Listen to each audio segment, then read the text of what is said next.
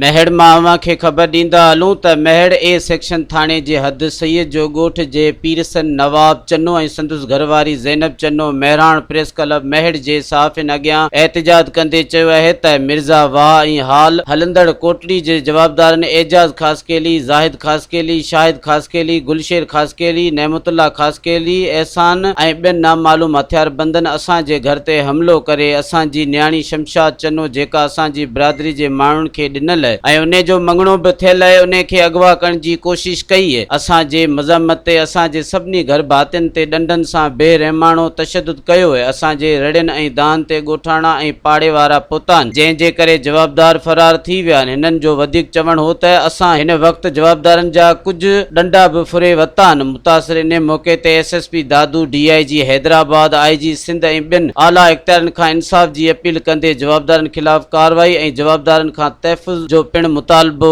कयो है। सब्सक्राइब कयो अवामी न्यूज़ HD खे ऐं ताज़ा तरीन ख़बरुनि लाइ ॾिसंदा रहो अवामी न्यूज़ HD।